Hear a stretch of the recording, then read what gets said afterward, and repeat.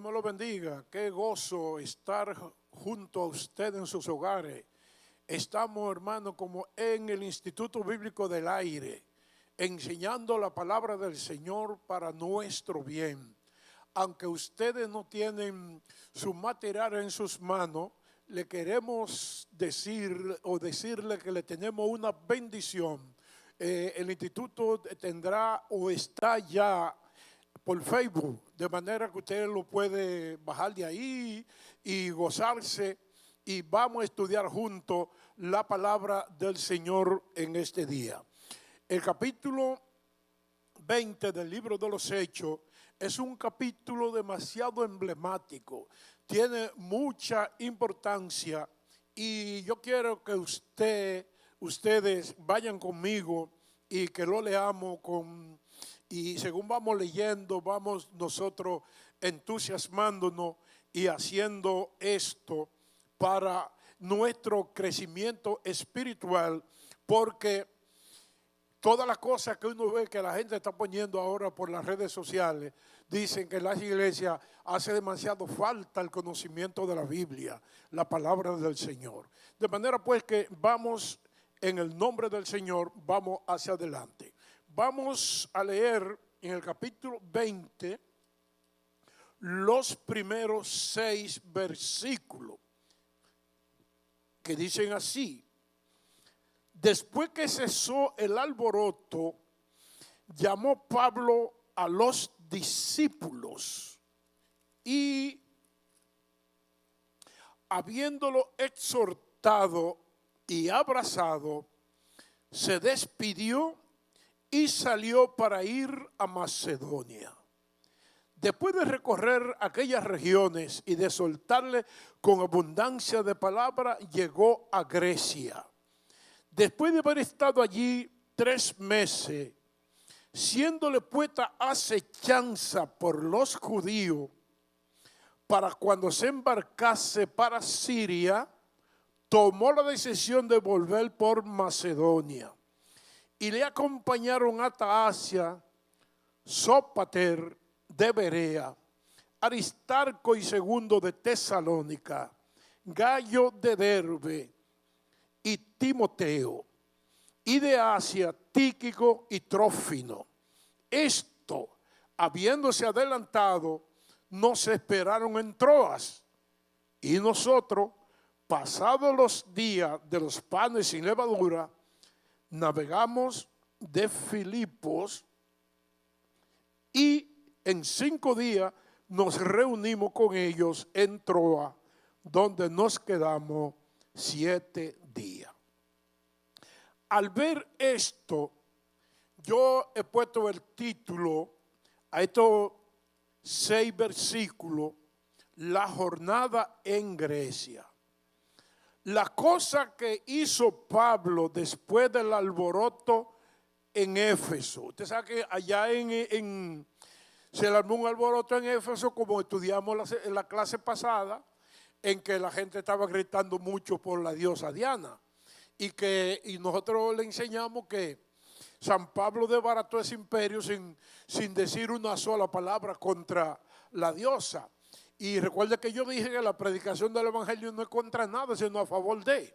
Nosotros hablamos a favor de la salvación, a favor de Jesucristo, y todo lo que no va de acuerdo con eso, pues necesariamente cuando la gente cree se desbarata. La Escritura nos dice ya en el versículo 1 que después que cesó el alboroto, Pablo llamó a los discípulos y habiéndose reunido, lo exhortó. Uno se pregunta, reunió a los discípulos, ¿quiénes eran ellos? Esos discípulos, ¿quiénes eran? Porque uno no puede estudiar la Biblia como quien hiere al aire. Uno tiene que saber qué discípulos esos tenían nombre, de dónde eran, si se habían convertido y cómo eran. Vamos entonces, para que nos demos cuenta, y busquemos el capítulo 19, versículo 1 al 6, y lo leemos.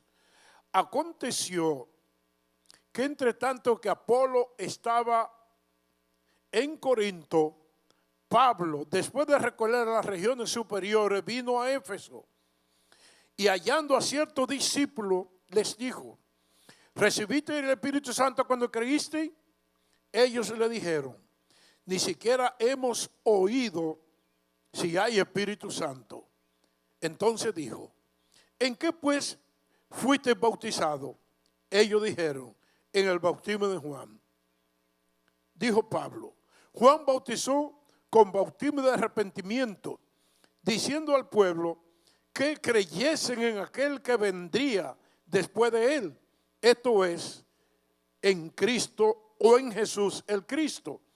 Cuando oyeron esto, fueron bautizados en el nombre del Señor, y habiéndose impuesto las manos Pablo, vino sobre ellos el Espíritu Santo, y hablaban en lengua y profetizaban.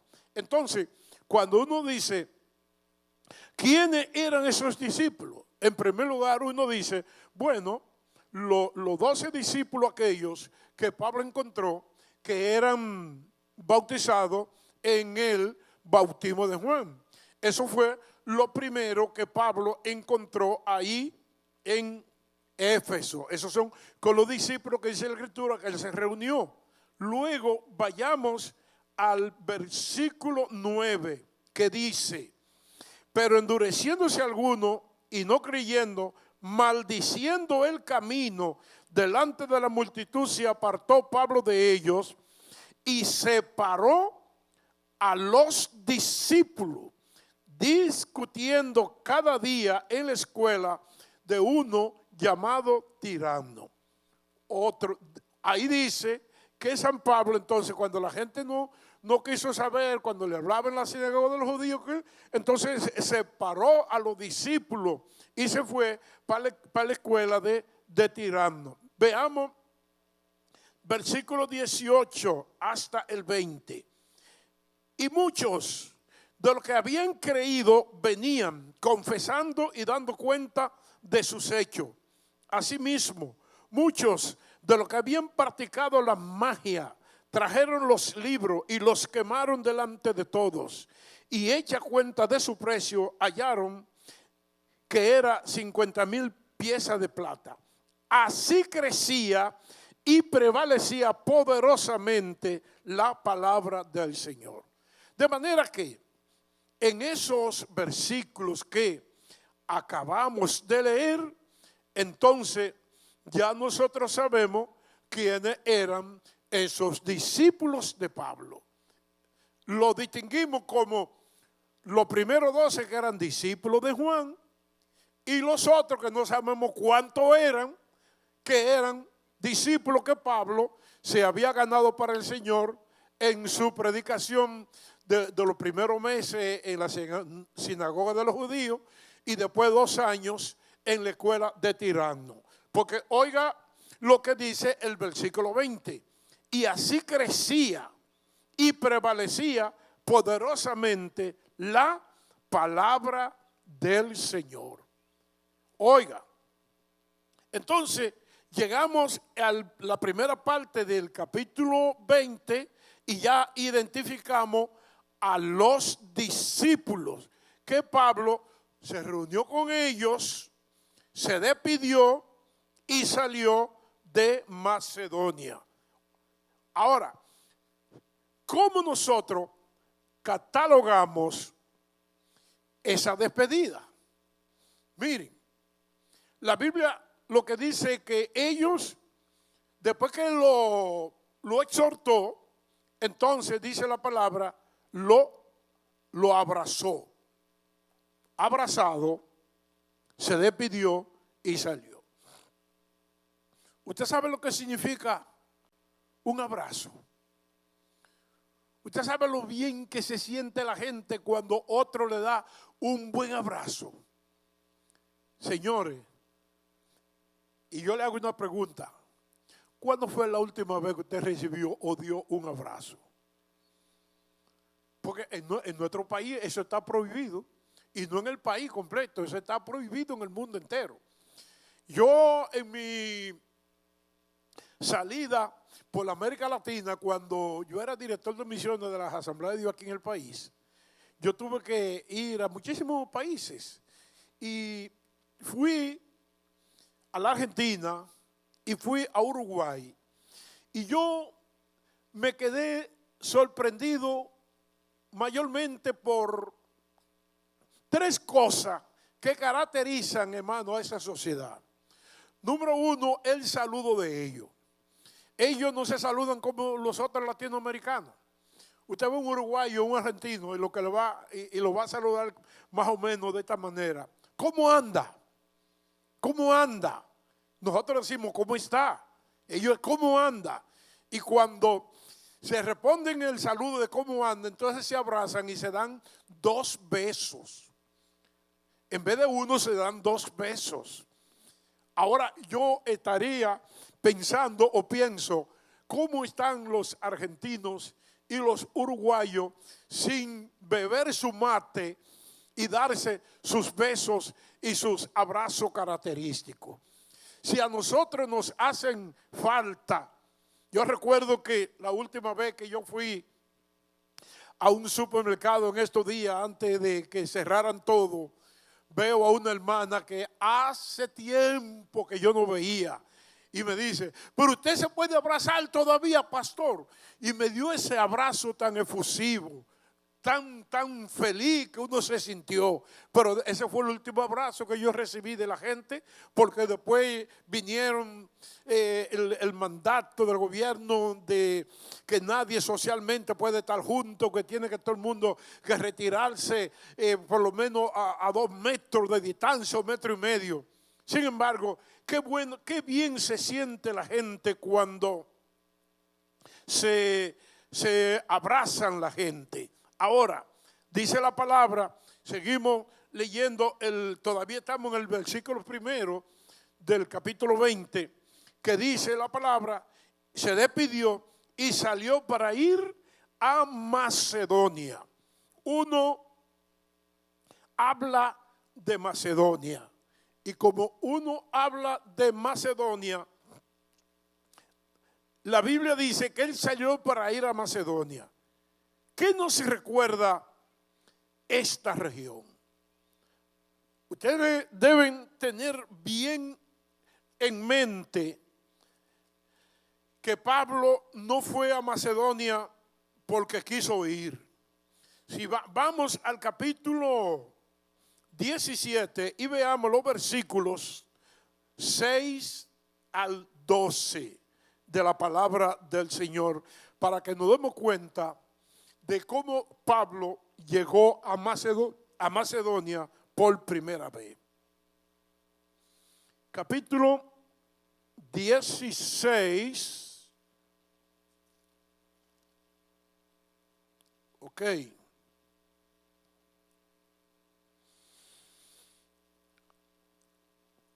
Hay que hacer un arreglo, porque yo puse el capítulo 17, aquí está es el capítulo 16. Eso es para cuando ustedes lo bajen, que digan que no, que eso está mal. En vez de 17, es 16, capítulo 16, del 6 al 12, que dice, y atravesando Frigia y la provincia de Galacia, les fue prohibido por el Espíritu hablar la palabra en Asia.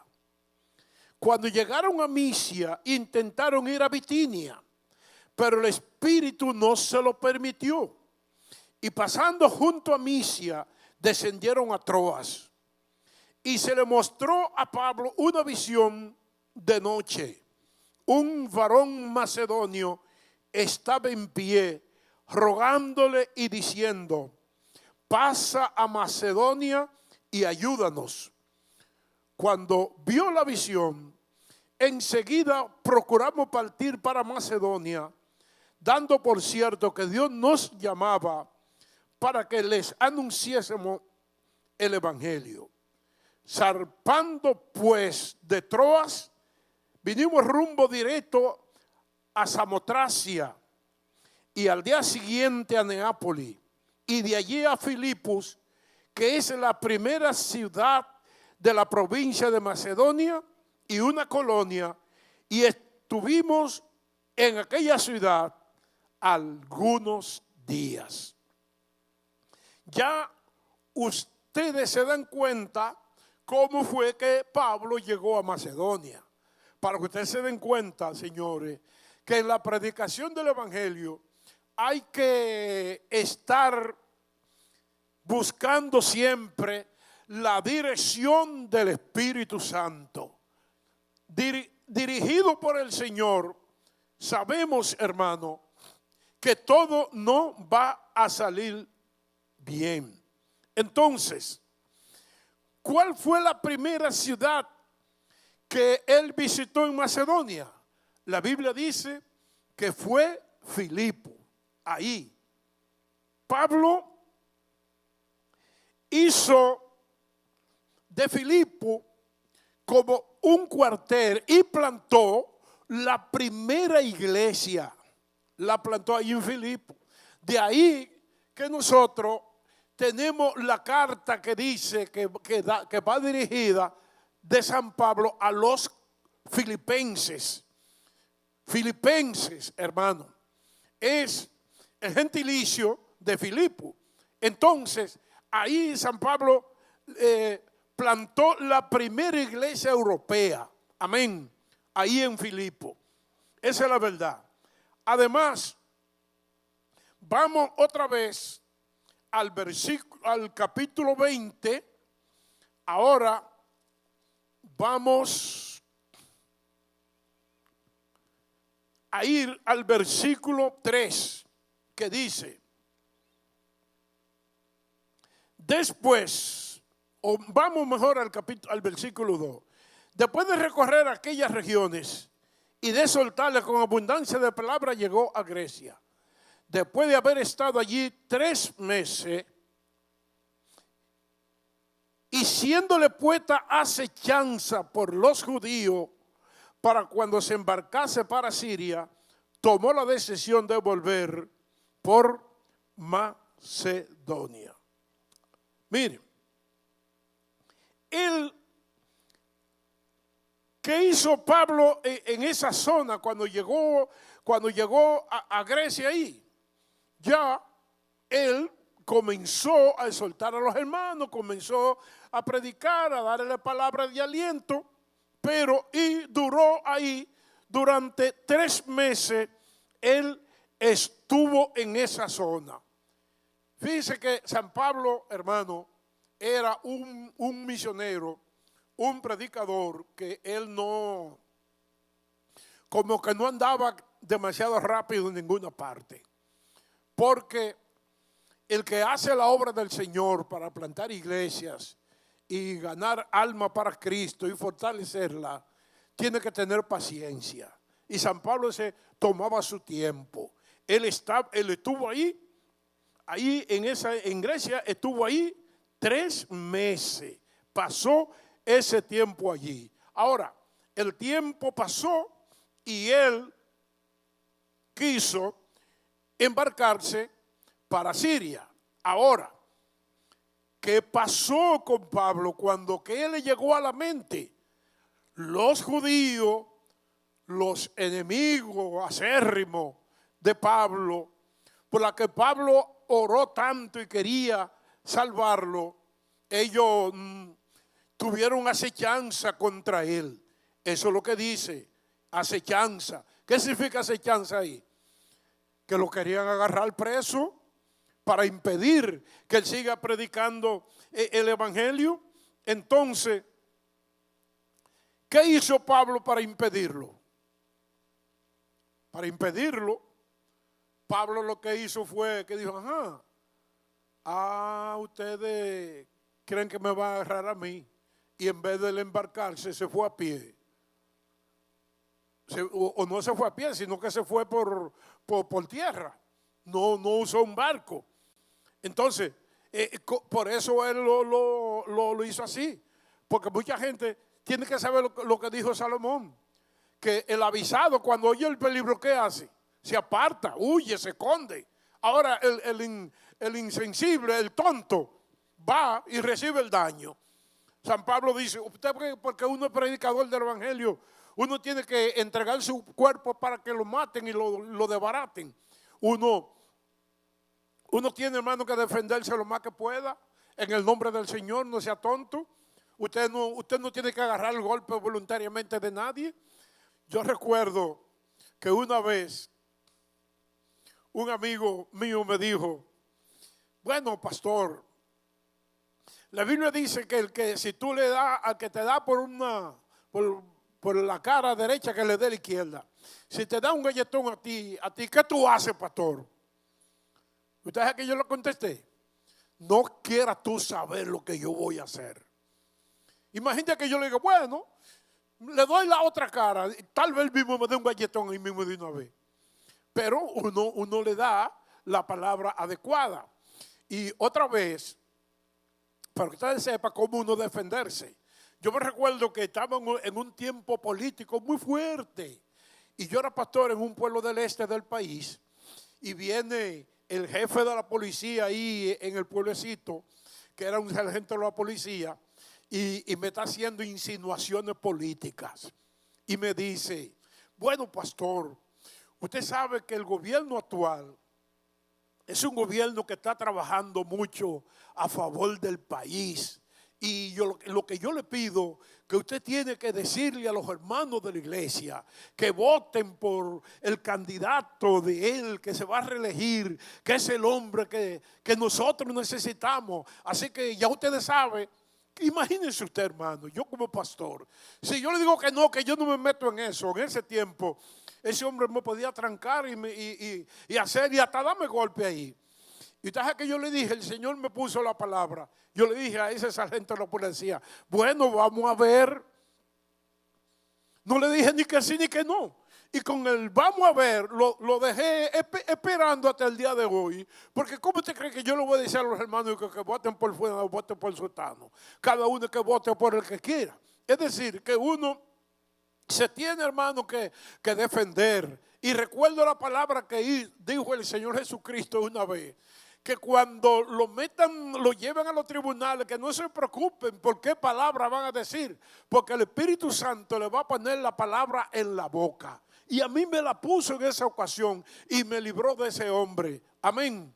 Y San Pablo, ¿qué hizo? Se fue por otro lugar y ya dejó a los judíos esperando. Ahora, ¿quiénes acompañaron a Pablo hacia su viaje hacia el Asia?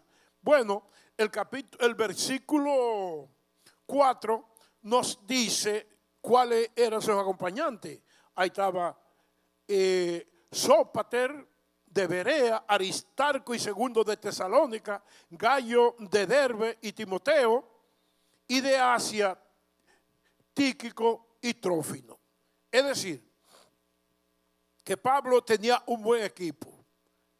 Y no es, hermano, y yo creo que es beneficioso que los obreros de hoy, si el Señor lo llama a usted a un ministerio, si usted va a una ciudad a plantar una iglesia y se va a estar algún tiempo ahí, mientras más personas vayan con usted de la misma visión, el trabajo se hace más próspero, se hace más rápido. Entonces, usted tiene que, si el Señor lo llama a hacer una bendición, vaya. Pero ¿qué es lo que ocurre? ¿Por qué, por ejemplo, en la República Dominicana hay ministerios que no reciben mucho apoyo? Porque lamentablemente en este país todo el mundo quiere ser cabeza de ratón y no cola de león. Es decir, que todo el mundo aquí quiere ser jefe. Todo el mundo quiere hacer que la gente le ande detrás. Pero, señores, Dios ha puesto líderes. Dios ha puesto gente. Y Dios ha puesto gente que dirigen.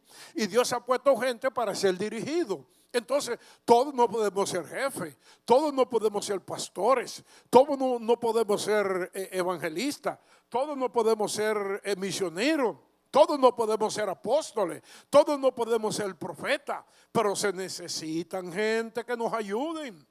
Por cada hombre grande de Dios que usted ve haciendo muchas cosas, hay gente que no se ven, pero que están haciendo la obra. Ustedes me ven a mí predicando cada domingo en esta iglesia y cada miércoles dando un estudio bíblico, y ustedes lo disfrutan y lo gozan ahora por las redes. Pero usted sabe la cantidad de gente que ustedes no ven físicamente que hacen posible esto. Son mucha gente que Dios ha puesto detrás de la cámara, esa gente que están tras bambalinas, esa gente que no se ven, esa gente son importantes y están haciendo un trabajo lindo, un trabajo glorioso para la obra de nuestro Dios. Por tanto, si usted, el Señor lo lleva de compañero, pues siga ahí y gócese, porque la recompensa será grande de parte del Señor. Ahora, el versículo 5 habla cómo realizaron el viaje. Nos esperaron en Troa. ¿Qué significa? Nos esperaron. Usted sabe que Lucas como que desaparece de la escena desde el capítulo 16 hasta ahora. No se habla de la palabra en plural. Ahora aquí está hablando de la palabra en plural. ¿Qué significa? Que el que escribió el libro de Lucas y de los Hechos fue Lucas. Entonces, por eso, cuando él dice nos, ¿qué significa eso? Que él está incluido, ya él está ahí. Ahora, la otra cosa que quiero hablar para finalizar el estudio por hoy está en el versículo que sigue. Y nosotros, pasados los días de los panes sin levadura, navegamos de Filipos, y en 5 días nos reunimos con ellos en Troa, donde nos quedamos 7 días.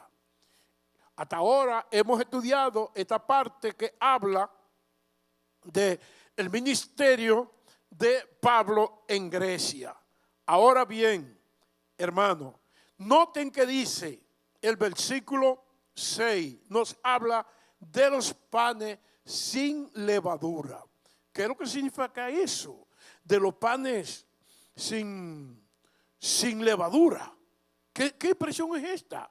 Es que uno tiene que darse cuenta que muchos de los cristianos de la primera iglesia todavía observaban algunas fiestas, algunas costumbres de los judíos. Es posible que algunos de ellos todavía, siendo judíos, guardaban su sábado y celebraban la fiesta. Como dice de los panes sin levadura, es la fiesta de la Pascua, señores. O lo que nosotros llamamos Semana Santa. Eso es, pasado esos días, entonces, pasado los días de los panes sin levadura, navegamos de Filipo y en 5 días nos reunimos con los hermanos allá en Troa, donde nos quedamos 7 días. El estudio que viene la próxima semana, entonces vamos a hablar del ministerio de Pablo en Troas. Amén.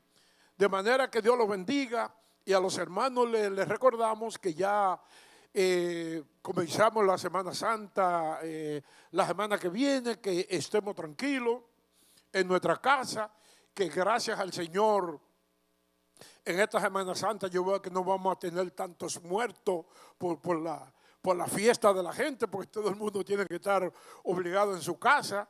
Ya las autoridades prohibieron entrar y salir de cada pueblo, y ya yo vi que ya estaban devolviendo mucha gente que querían entrar a algunos pueblos. De manera que nosotros estemos tranquilos, que eso es parte de la disciplina, y el Señor nos está disciplinando de una manera bonita, aunque usted no quiera, pero es así. De manera que disfrute su Semana Santa, disfrútela con su familia, gocen lo más que usted pueda juntos. Mi mujer y yo ahora estamos más juntos que nunca, y aprendiendo yo muchísimas cosas que no sabía hacer en la casa. Que el Señor me lo bendiga a todos. Que Dios nos guarde. Amén.